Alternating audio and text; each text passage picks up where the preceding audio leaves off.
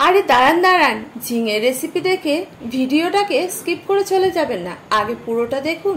আমি কথা দিচ্ছি, এই রান্না যদি আপনি একবার তৈরি করেন, যারা ঝিঙে খেতে অপছন্দ করে তারাও আজকে চেটে পুটে খাবে। আজ আমি সোমাশ্রী চলে এসেছি আমার রান্নাঘরে একটা নতুন রেসিপি নিয়ে। আজ তৈরি করব ঝিঙে চিকেনের কিমা দিয়ে তরকারি। এটা সম্পূর্ণ আমার রেসিপি।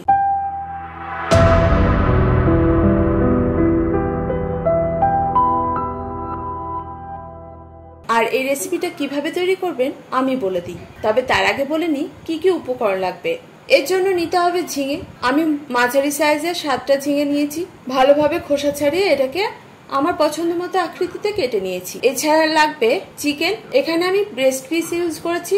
আর এর সাথে যেগুলো মশলা হিসেবে লাগবে সেগুলো হলো পেঁয়াজ 2টো মিডিয়াম সাইজের, টমেটো 2টো ছোট সাইজের, আর নিয়েছি আদা 1 ইঞ্চির মতো, রসুন 12 থেকে 15টার মতো, স্বাদ অনুযায়ী কাঁচা লঙ্কা। এবার বলে কিভাবে তৈরি করবেন। প্রথমে চিকেনটা পুরোটাই কিমা তৈরি করে নেব। কিমা তৈরি করার জন্য আমি একটা হ্যান্ড ব্লেন্ডার নিয়ে নিয়েছি। এর মধ্যে দিয়ে দিয়েছি প্রথমে পেঁয়াজ, আদা, রসুন। পেঁয়াজ, আদা, রসুন যেহেতু একটু বেশ কিমা হতে একটু টাইম লাগবে, তাই এটাকে আগে ব্লেন্ড করে নিয়েছি। আর একটু পরে দিয়ে দিয়েছি কাঁচা লঙ্কাটাকে। এখন এগুলো কিমা রেডি। এটাকে একটা অন্য পাত্রে ট্রান্সফার করে নিতে হবে। এবার ওই ব্লেন্ডারের মধ্যে দিয়ে দিয়েছি চিকেনের কিউবগুলোকে। চিকেনের কিউবটাকে আমি কিমা তৈরি করে নিয়েছি, এটাকেও তুলে নিয়েছি।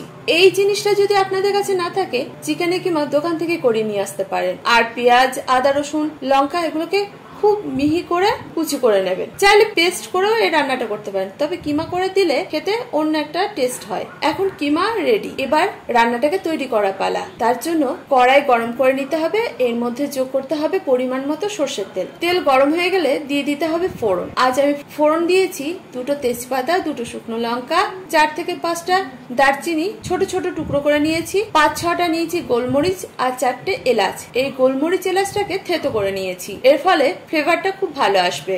আর এর সঙ্গে ফোড়ন দিয়েছি 1/2 চা চামচ গোটা জিরে। ফোড়ন থেকে যখন সুন্দর গন্ধ বের হবে তখন দিয়ে দিতে হবে পেঁয়াজ, আদা, রসুন আর কাঁচা লঙ্কার ওই কিমাটাকে। এখন এটাকে ভালোভাবে কষাতে হবে যতক্ষণে এর কাঁচা গন্ধ চলে যাচ্ছে। 5 থেকে 10 মিনিটের মধ্যে একটা সুন্দর ফ্লেভার বের হবে। আর আদা রসুনটাও বেশ ভালোভাবে কষানো হয়ে যাবে। তখন যোগ করতে হবে টমেটো কুচিটাকে। টমেটো কুচি দেওয়ার পর এর সঙ্গে যোগ করতে হবে স্বাদ অনুযায়ী নুন, 1 চা চামচ হলুদ গুঁড়ো, 1/2 চা চামচ কাশ্মীরি লঙ্কার গুঁড়ো, 2 চা চামচ জিরে গুঁড়ো, 1.5 চা চামচ ধনে গুঁড়ো, আর সামান্য চিনি। চিনিটা স্বাদ ব্যালেন্স করবে, চাইলে এটাকে স্কিপও করতে পারেন। এবার গুঁড়ো মশলা দেওয়ার পরে দিতে হবে সামান্য জল, যাতে মশলাটাকে ভালোভাবে কষানো যায়। এবার সমস্ত উপকরণ ভালোভাবে কষাতে হবে। একটু টাইম নিয়েই কষাবেন, আর আঁচ রাখবেন মাঝারি। মশলা থেকে যখন তেল ছেড়ে দেবে তখন যোগ করতে হবে চিকেন কিমাটাকে। তবে হ্যাঁ, এই রান্নায় চিকেন পেস্ট দেবেন না, চিকেন কিমাই ব্যবহার করবেন, তবে খেতে ভালো হবে। চিকেন দেওয়ার পর বেশিক্ষণ রান্না করতে হবে না, বড়জোর 10 মিনিটের মতো। চিকেন কষানো হয়ে গেলে দিয়ে দিতে হবে ঝিঙে। ঝিঙে দেওয়ার পরে ঢাকা দিয়ে রেখে দিতে হবে, কারণ ঝিঙে থেকে বেশ জল ছেড়ে দেবে। 5 মিনিট পর ঢাকা খুলে দেখা যাবে ঝিঙে থেকে অনেকটা জল বেরিয়ে গেছে। এবার পুরোপুরি রান্না হওয়া পর্যন্ত ঢাকা খুলেই রান্না করতে হবে। তবে হ্যাঁ, মাঝে মাঝে নাড়াচাড়া করতে ভুলবেন না। রান্নাটা বেশিক্ষণের না, কিন্তু খেতে অসাধারণ হয়। আপনারা তৈরি করুন। রান্না যখন পুরোপুরি কমপ্লিট হয়ে যাবে তখন দিয়ে দিতে হবে 1 চা চামচ গরম মশলা গুঁড়ো আর 1 চা চামচ গাওয়া ঘি। ব্যাস, আঁচ বন্ধ করে এগুলোকে মিশিয়ে ঢাকা দিয়ে রেখে দিন। আর পরিবেশন করুন ভাত, রুটি, পরোটা, লুচি, যেটা খুশির সাথে। তাহলে আর দেরি কিসের? ঝিঙের একটা নতুন রেসিপি পেয়ে ঝটপট তৈরি করে ফেলবেন। আর কেমন হয়েছিল সেটা কিন্তু কমেন্ট করে জানাতে ভুলবেন না। আমিও তো থাকি আপনাদের কমেন্টের অপেক্ষায়।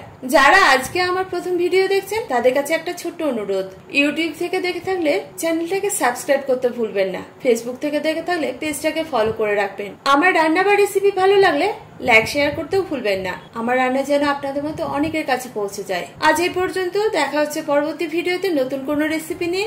আপনারা ভালো থাকুন, সুস্থ থাকুন এই কামনা করি, আর আমার সঙ্গে থাকুন। ধন্যবাদ।